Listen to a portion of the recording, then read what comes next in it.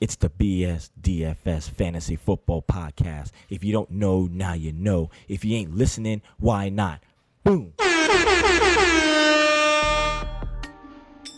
This is the BSDFS Fantasy Football Podcast, brought to you by Scotty, Brian, and Mike, with the quick picks that'll make you the quick bucks. We're going to succinctly cover the quick picks that'll make you money. And this week, we're adding in a new segment. Mike, go ahead and start us off with the weather.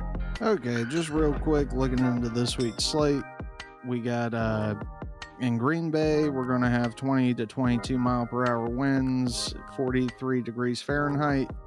Cleveland, it's going to be 23 mile per hour winds, 58 degrees Fahrenheit. And then Pittsburgh is going to be raining, and they're saying 14 mile per hour winds and 54 degrees. So just keep an eye on that. Make sure that 14 doesn't go up higher, because once you hit about 15 miles per hour, that's when it starts affecting games. But that's it. Well, let's go ahead and get into quarterback, and Scotty's going to go ahead and start us off. All right. So the quarterback I want to talk about this week, he might be a little on the obvious side, but he's in a really good matchup and a really good price point. I do like some Jared Goff going against Seattle this week. He's sitting at 6,500, which is a really good price considering all the other factors. We got a 55 point total with the Rams favored by 1.5. Seattle is 29th against the pass in the DVOA rankings, and they are allowing the most passing yards per game at 362. Goff is coming off of a 61 attempt game against Miami in week 8, and he's also coming off of a bye week in week 9. He has a great opportunity to bounce back this week, and he's in a great matchup and game script and price point and all that fun stuff. Yeah, I pretty much am going to look at any quarterback going up against Seattle, because, I mean, at the end of the day, they're going to have to keep up with that offense, and their defense is non-existent. Also, to tag along with what you were talking about, I mean, even though he only got you 17 fantasy points last week, he still threw for 355 yards. If he converts some of those into touchdowns, he's definitely going to increase his value. So I agree with that 100%. Yeah, I like him. And look at you, Brian, giving Wilson some credit. I hate it. All right. So I'm going to go ahead and get on to my pick and just gloss over that. One that I really like is Deshaun Watson. It's going to be a 54-point game total. Deshaun Watson finally got his second win, because they have been struggling. But that doesn't say that he's been struggling, just the team has, and their ability to be able to win games. They've got 3 healthy receivers, which at this point in the season is pretty rare, in Fuller, Cooks, and Cobb. And Deshaun has basically had a pretty solid floor of 20 points, except for 2 games against 2 really good defenses, the Steelers and the Ravens. So I think he can be able to keep this up. I'm hoping that it doesn't turn into one of those game scripts where Cleveland falls apart like they did that one time. But regardless, I think he can go ahead and break out and be able to scramble and get some of those yards regardless. Yeah, he's definitely got the upside. And nothing's better than a quarterback who's actually good, who's always playing from behind. Yep, so. Exactly. All right, Mike, your pick. I just can't get enough of them. I'm going back to Tua Tagovailoa. I say it that way so I spell it right. He played well last week. He completed 70 or over 70% of his passes, no interceptions. He's going to be in a good matchup against the Chargers, and I think people targeting that game are going to be targeting Herbert. And Tua's pretty cheap here, 5,600. So he doesn't have to put up a 30-plus point game. He just needs like one more touchdown than he got last week to really provide the value for what you're paying. I don't know. Even last week, I mean, he pretty much produced value. Yeah, he produced value, but there were so many 30-point performances last week that it really didn't matter. Yeah. If he would have gotten to about, like 26, 28, he would have been in the discussion, I believe. To be able to get the big one. But I think he proved he can get there last week, at least. He was looking good. Yeah, I mean, I also have some notes on the other side of that as well. At Justin Herbert, he's sitting at a pretty reasonable price, but like you said, he is going to be pretty highly targeted. He's sitting at 6,600. He's been playing great so far. His pairing him up with Keenan Allen isn't as premium of a price as most QB wide receiver one stacks. Allen sitting at 7,100, and I was hoping people wouldn't be targeting as much, but I mean, he's just been playing so great. I mean, it's kind of what you expect, especially since they're missing both Eckler and Jackson after that injury last week. Eckler could pop up soon. I don't know if he'll be this week, but I think the next coming week is going to be he's going to be back. He's been posting videos of him running and getting back healthy. So yeah. All right. Well, let's move on to running back, and I'm going to go ahead and start us off with that. And I think I'm going to steal one of you guys's. I'm pretty sure one of you guys have been targeting him. I'm looking at some Leonard Fournette. He's sitting at a cheap price point of $5,500. He's starting to get a heavier role in the offense. Definitely more of a focus than Ronald Jones. People may be a little bit off of him because there was very little rushing attempts after getting absolutely demolished by New Orleans last week, and they had to basically throw from behind the whole time. But they're going up against the Panthers, and Panthers are 30th against the run, so it should be a better game script for him, and I'm hoping that people are kind of off of him because of that. And I mean, at the price point, he's looking like, he gets you 15 points, he's worth value. Yeah, I think people will stay away from that situation a little bit because they're still not sure what to think of it, and the water being murky is kind of justifiable there because he got more touches after a Ronald Jones fumble. Last week, Ronald Jones came in on the first drive. Then Fournette got more of the workload, but they were playing from behind. So it's still hard to tell if they were just punishing Jones for that game or if Jones is going to be the 1A and Fournette's still the 1B. But I think Fournette definitely has more upside than Jones. Yeah. Agreed. All right, Mike, you want to cover your pick? Yeah, this is all dependent on David Johnson not clearing the concussion protocol. But I'm going to go with some Duke Johnson at 5,000. First 5 years of his career, he was the most efficient back per touch in the NFL. So he's just been widely overlooked, and now you've got the revenge game here against Cleveland, the team that underutilized him the most, and is probably why he's in the role he is in, because he should be one of the best running backs in the NFL getting a heavy workload. I could see that. I like it. All right, Scotty? All right, so I'm actually liking some J.D. McKissick this week going against Detroit. He's sitting at 4,900, pretty darn good price point. We do have a 45-point total with Detroit favored by 3, and Detroit is below average against the rush. They're 25th in the DVOA rankings.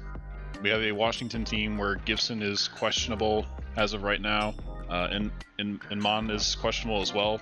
So I think McKissick's like the next best bet behind McLaurin in this offense. They are going to their next QB, but really Alex Smith isn't too much of a downgrade over Kyle Allen, so I don't really worry about that at all.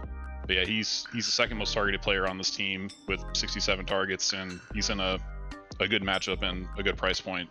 That's crazy. I didn't realize he was getting so many targets. Yeah, he's a wide receiver converted to running back. So he's definitely going to be good with the pass catching role. And I mean, Right. worst case scenario is Alex Smith gets hurt, which I don't wish that on him, and then Washington is forced to put Dwayne Haskins back in, who technically was playing better than the other two quarterbacks before he left. So Right. Yeah, they couldn't seem to get him traded. yeah, I don't know why they would want to, though, but I don't know. I think there's something going on behind closed doors there. yeah, there's always something going on behind closed doors in Washington.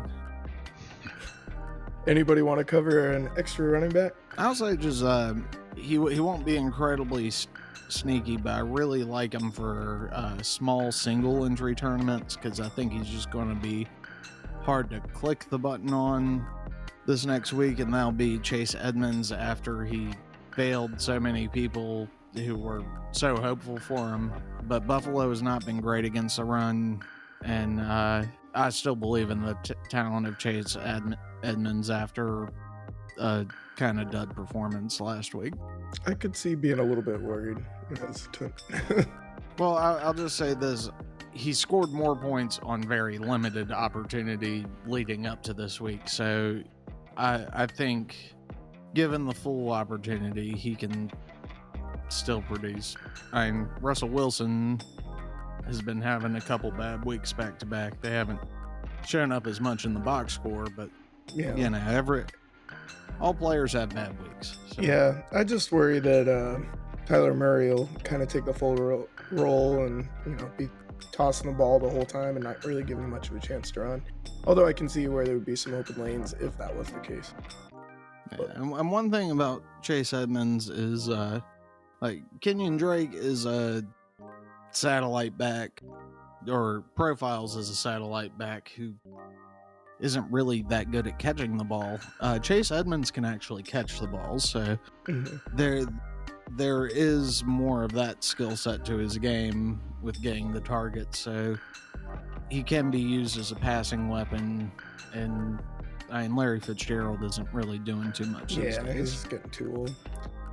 All right, well, on to wide receiver, and Scotty's going to go ahead and start us off with that. So, wide receiver I like this week. I do like some Jarvis Landry going against Houston. He's sitting at 5,900. We got a 50-point total. Cleveland favored by 3. He is coming off of an 11-target game. He only got 9.2 DraftKings points, but the volume is definitely there, especially ever since Beckham went down. Houston is below average against the pass, 23rd in the DVOA rankings, and he is coming off of a bye week, which always helps. I think a lot of people are going to be off of the Cleveland offense just because they put up 6 points in week 8. So he's definitely in a position to bounce back and hopefully produce this week. Yeah, I'm a little bit worried, but at the same time, I do think it could be a shootout. It can't get much worse than 6 points. They're just so up and down. Which is probably Exactly. the perfect spot to look for them because people are going to be off of them because it's boom or bust. Exactly. And Houston's defense is pretty bad. Yeah. Right. So Hence why JJ wants they're out. not going to be able to. Yeah, they're not going to be able to pressure Baker. They're going to do more than 6 points. That'll be fine. Yeah. And Jarvis Landry is going to be the number 1 in the passing game. Kind of sitting on that exact game. I'm kind of targeting a little bit on the other side there. I'm looking at some Cooks. Cooks, he's sitting pretty cheap at 5,600. And like you mentioned before, game is sitting at a 54-point total. Goes along with stack with Deshaun Watson. Most people are going to be targeting Fuller, but sitting at 5,600, he's been able to basically put up some huge weeks with, a 30-point, a 20-point week, and pretty close last week. So I think while everybody else is going to be focusing on Fuller, who has his duds here and there, I think that looking at Cooks could kind of give you a little bit of leverage on the differential. I think a lot of people will be off of him because he only had 3 receptions last week, even though his targets are almost averaging double digits the past 2 weeks. Yeah, ever since his role was in question at the beginning of the season, I think it's like after week 3 or week 4, he hasn't gotten less than 9 targets a game. Yep. So he's definitely a player with boom potential wherever he goes. Yeah. One of the players I'm liking, just because of how cheap he is Jalen Reagor at 4,200. We're still seeing how it's going to mix out, but Fulgham might not be the wide receiver 1 there with Reagor back. You can possibly get the wide receiver 1 in Philly, who's pretty much a 1-for-1 replacement with Deshaun Jackson. For 4,200, all he needs is 3 catches, and that could be 20 fantasy points out of him. And the Giants have been bad against receivers. So. I do like him at that price point. I mean, 4,200 is way too cheap, but the only thing that has me a little concerned is Jeffrey is coming back as well. But I do think Reagor has a much higher upside compared to Jeffrey. Yeah, I can't remember the last time I've actually seen Alshon Jeffrey really play, and I just don't know if he's really quite the same Alshon Jeffrey that he was when he got traded to the Eagles. True, yeah. Yeah, I don't know. I mean, I've definitely been trying to figure out those wide receivers on that team, so I'm not against it, even though I did see that it was a pretty low total, but I think that that's going to keep a lot of people off of it. So I definitely want to try to target and figure out which one of those guys is actually worth it. Yeah, I definitely don't recommend stacking him, but as a one-off, I like him. Mm-hmm. Anybody want to cover another receiver? Staying cheap. I'll go back to KJ Hamler. He's been playing mostly from the slot, and he's at 3,800. I think he came up a little bit, but still, he's got a good matchup against the Raiders. I believe he had close to 10 targets last game. No, he had 10. Yeah. He's definitely getting the volume, and I think a lot of people will be on Lock, and a lot of people will be on Judy, Patrick, and if Fant plays Fant. I don't think a lot of people will be on Hamler. See, this is why I do this podcast, is to find the bargain bin guys from you guys, because I didn't even look at him at all, and he had 10 targets. It's nuts. Yeah, they aren't quite as big targets. You would think they'd play Judy from the slot and Hamler on the outside, but if he's going to get that volume for 3,800, he catches 7 of those. He's already produced value. Yeah. Yeah, I 100% agree with that. I didn't even look at him, so that's I love getting the knowledge from you guys. So, well, let's move on to our tight ends, and I believe Mike is starting us off with these. Yeah, so I was going to look at Jordan Reed at 3,500. It's not the best matchup, but there's not a lot of people to throw to on that offense, and they're going to have to be throwing the ball, and Jordan Reed is still a good receiver. He just gets injured every other play, so there is high risk in that, but he still can provide some value down at 3,500.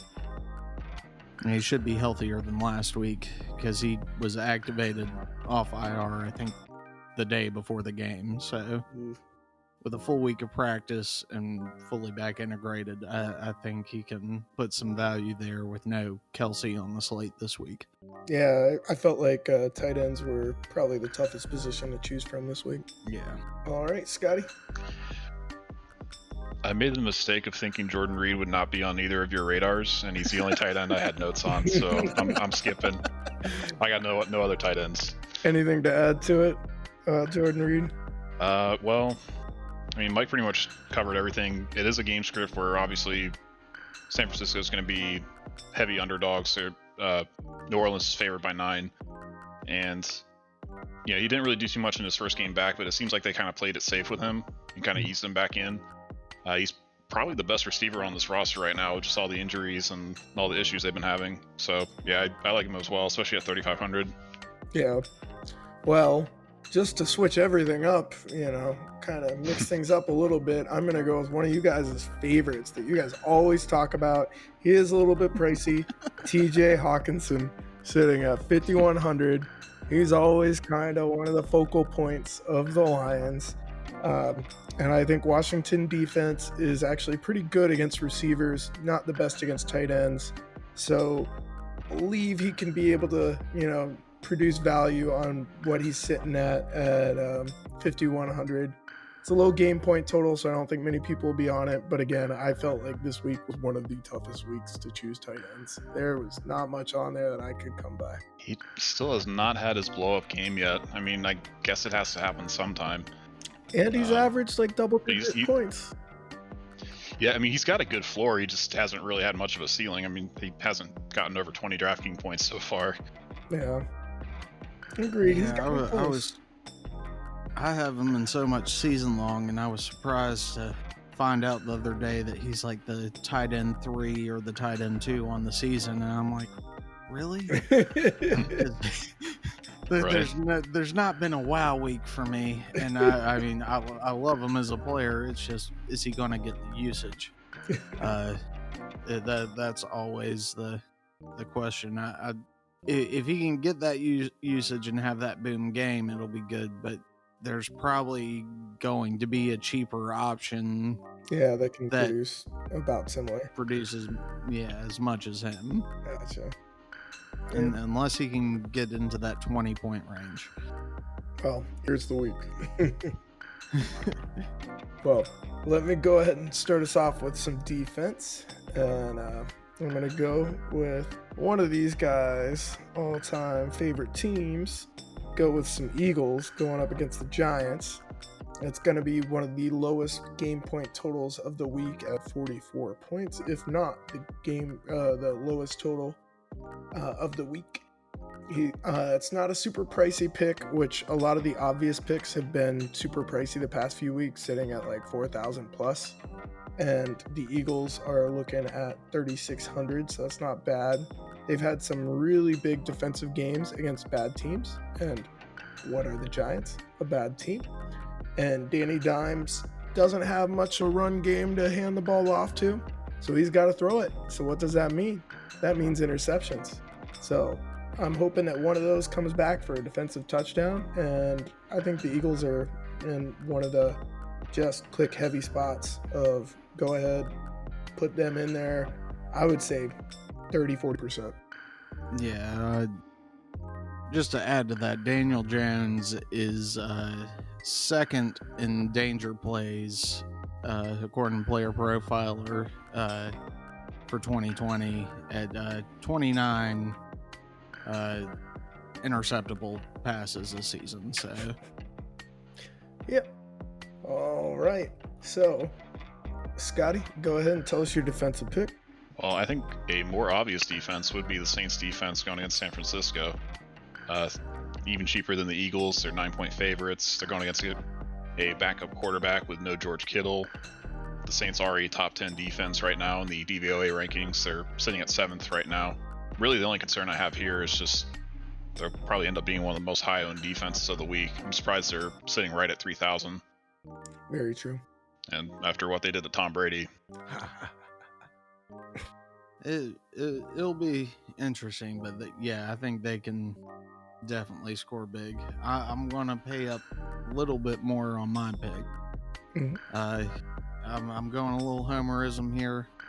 Going with the football team D or Washington just to make sure, because football team sounds confusing. But they're at 3,200, and just for these stats, Matthew Stafford is tied for 5th in danger plays this season, 21. He's 30th in protection rate among starting QBs, and he has a 9.7 completion percentage when he's under pressure. And Washington, the best thing they do is apply pressure. Mm-hmm. So hopefully some of that 82.3% that doesn't get caught when he's under pressure will get intercepted and ran back. Yeah, I mean, Washington's a top 10 defense this season. Yeah. If only they had Obviously, offense. yeah, their offense. Yeah, They'd be in the lead in the division. they're one game back. I still think they need to get some Hopkins, or what's his name? The guy that everybody benched. Oh, Haskins. Haskins, there we go. I don't know why I thought. They need to get him some protection first. He's never been a quarterback to really operate under pressure. If they could get back a solid offensive line, I think Haskins would be fine. Probably not blow everyone away, but Win some games. They could be the head of the division. Yeah, he definitely do that in the NFC East. Yep. All right. So let's move on to our sneaky pick of the week. And Scotty's going to go ahead and start us off with that. I don't really have a sneaky pick. I guess, I don't really have like a truly sneaky one. I guess I can talk about one more receiver I wanted to go over real quick. Mm-hmm. I do like some Christian Kirk going against Buffalo. He's been trending upwards quite a bit recently. Wait, who's that? Who? Who's been talking about him for a few weeks? Oh, okay. We didn't give. Did we give him shit for the Kirk pick? Yes. I don't think you we were did. like, oh, he's going to get like a few targets in there, potentially like good targets, but he's not going to get much more than that. Well, the thing was, he was priced up for a player getting 3 targets at the time. Now he's getting more targets than 3 as of last week. So he's becoming more viable for paying up for someone. Somebody called it before it happened, you know? Yeah, but I've liked Christian Kirk as a player. I just didn't think he was getting the opportunity. Mm-hmm. Yeah, he's at a good price point and what should be the highest total of the week. And he's been averaging 6+ targets over the last 4 weeks and over 20 DraftKings points. So I'm kind of surprised he stayed under 6,000. Yeah. But I don't think he's going to be that sneaky just because he has been trending up. But yeah. Yeah, I didn't want to cover him again because I was just like, I keep on covering the same guy, but I definitely was looking at him. So I guess I'll have to explain why I think this is sneaky, but I have been looking at some Robbie Anderson. I just feel like everybody thinks it's going to be Tampa's just going to walk all over Carolina because they're embarrassed after the game against the New Orleans Saints. So I think a lot of people aren't really considering the offense. Also on top of it, McCaffrey, after coming back and having a monster game, has now hurt his shoulder. So he's going to be out. And Tampa's actually pretty good against the run defense. And even though like Robbie Anderson has been pretty solid as far as the floor goes, he hasn't been too flashy as a player, sitting at 6,100. But he's gotten close to double-digit receptions a few times this year, and he's only gotten 1 touchdown so far this year. So it's kept his numbers kind of lower to the people that aren't really paying attention. So say he gets the type of receptions that he typically gets, but then adds in 2 touchdowns, it could be a very big blow-up game for 6,100, sitting at 2 touchdowns and 100 yards. So that's why I think he's kind of a little bit under the radar. Yeah, the volume's definitely been there. I mean, he has a ridiculous amount of targets. I mean, almost, like 8 or 9 per week at this point. Yep. Oh, yeah. I like that as a sneaky pick. I think the highest I could see him getting owned is up to about 6 or 7%. Mm-hmm. But yeah, I think that qualifies as sneaky. Woo woo. You get my thumbs up this week, Brent. Woo! All right, I guess it's time for my sneaky pick, and y'all are going to have to bear with me here. But I'm going to go with some Jerick McKinnon at 5,600. I know New Orleans is usually not the team to run against, and especially a banged-up team like San Francisco. But Jerick McKinnon's really good at catching the ball. And I'm just going to go over the reception totals for RBs against the New Orleans defense. Week 1, Ronald Jones, 2 out of 3 for 16 yards. Then we got Josh Jacobs, 3 of 3 for 17 yards. Aaron Jones probably did the worst, 2 of 4 for 17. DeAndre Swift, 4 of 4 for 30. Justin Jackson, 5 of 6 for 23. Mike Davis, 5 of 5 for 24. David Montgomery, 5 of 6 for, 2 of 5 for 18. He did the worst. And then David Montgomery, the vision of Le'Veon Bell, the feet of Saquon Barkley. I forget the saying, but pretty much it comes down to the athleticism of Sony Michel. So it really nothing impressive. But last week, Leonard Fournette, 6 of 6 for 41 yards. Ooh. McKinnon can get it done in the passing game. He's probably as good as Fournette at catching the ball out of the backfield.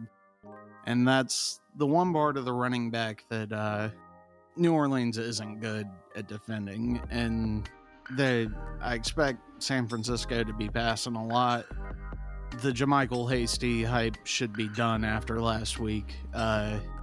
This looks like it's going to be McKinnon's backfield until Mostert gets back, and I don't think that's going to be this week. It's not always fun to look at what we got wrong, but it is fun to look at what we got right. I had a pretty mediocre week last week. Looking here, probably my best play was Tua. He got 21.4. Steven Sims, my sneaky pick, did not do well at all. He got 1.4. I had the wrong Sims.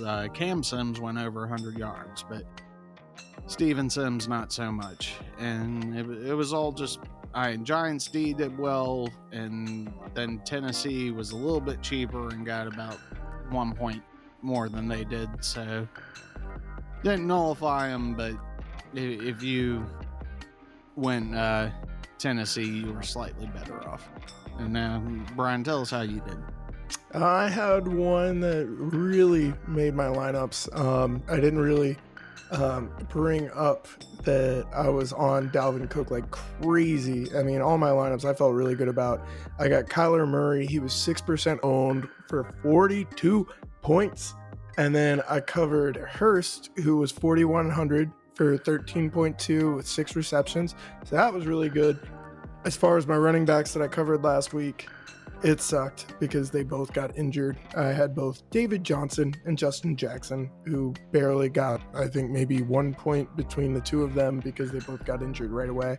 Can't predict injuries. Claypool, he didn't get the 2 touchdowns. You guys can talk shit because I told you, hey, talk shit if he doesn't get 2 touchdowns. That game was terrifying.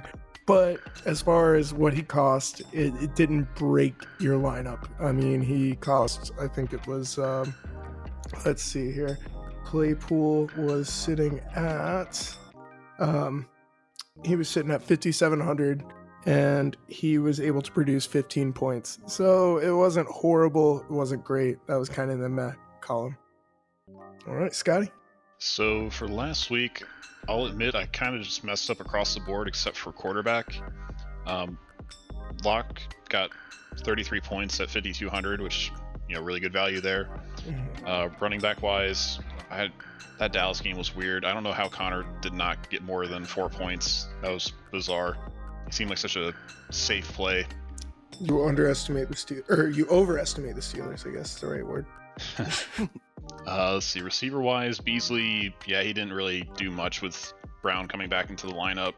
Fant didn't really get going against Atlanta, and the Cardinals defense got a little bit of a surprise and only got 2 points against Miami. So yeah, Locke was my only good pick last week. All right, well, let's move on to the gut check. Ooh, gut check. All right, well, Brian, why don't you start us off with your lineup? Okay. So, let's see here. I'm going to go with who I started with some Deshaun Watson. And then I'm going to throw in the stack with Cooks. again, just like I emphasized before, I think it's going to be a little bit of an under the radar matchup because I feel like everybody's going to be looking at Fuller because Fuller can blow up at any point, but he is always due one of those just sloppy, out of nowhere, no name games. So I'm hoping that will be this game, which is not always a good thing because he is definitely produced this season. Let's see. I'll throw in some Fournette. Aaron Jones. Gotta plug him in there. Then I always, this is just like my way of like always doing the lineups. I always like to look at defense when I look at lower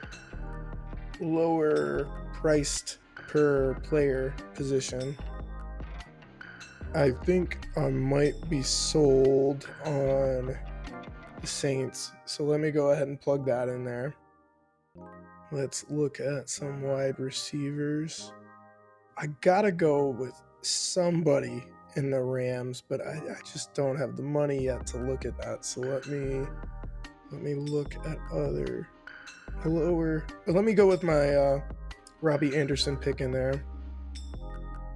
I'm gonna go with some tight end here, and I'll go with you guys' Jordan Reed pick. I just need to save some money in here. I hope he doesn't get injured. And now I'm sitting at 6,100 per position. Actually, let me go with that KJ Hamler that we talked about earlier. I might take Jordan Reed out, depending. We're going ham. Let's take Jordan Reed out right now. I'm going to go with the TJ Hawkinson, which leaves me with 6,900 for flex. And then, boom, there's my money sitting with Cooper Kupp. Let's go. That's game. All right, Scotty, let's show us your lineup. All right. So we're going to go ahead and start off with some Goff. Running back wise, I'm going to go ahead and put in some McKissick. And let's see.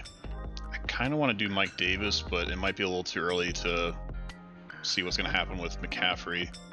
So I'll hold off. I think they came out. Well, I think they came out and said he's not going to play this week today. Okay. Yep. Yeah, so, I mean, Davis is just a really good value at 4,000. Kind of surprised they didn't move him up a little bit there. So I might as well take advantage of that. I'm going to go ahead and go over to tight end, put in Jordan Reed. And the defense, going to go ahead and go with the Saints again. I know that kind of goes against the Reed pick, but whatever. Let's see. All right, and then wide receiver wise, let's do some Robert Woods. Go ahead and plug in some Landry. And I kind of feel like taking advantage of Antonio Brown at 5,800. Don't disagree with that at all. And for, oh wow. Flex wise, probably have to swap some stuff around here. You always go for the bargains. I know, yeah. Flex wise, let's do some Alvin Kamara with the Saints defense. Got 1,600 left over. I feel like there's something. All right, yeah, I'll take out Antonio Brown. These are hard to choose from. I know, they yeah. all look good. Yeah, I'm trying to get in on the Buffalo-Arizona game, so, shoot. So yeah, Christian Kirk, and then... Alright, I'll just leave it there. I'm not going to sit here and... Well, I'll leave that 1,700 on there. But... What? Who are we leaving it with? Man. Kirk? Yeah. Whoa. Okay. It's been a wacky year of football, so hopefully this will work out. But yeah, anyway, that's going to do it for the Week 10 edition of the BSDFS Fantasy Football Podcast. We appreciate everybody tuning in and checking us out. We hope we can take these picks, go out there, and win you some money. That's going to do it for us this week. Peace.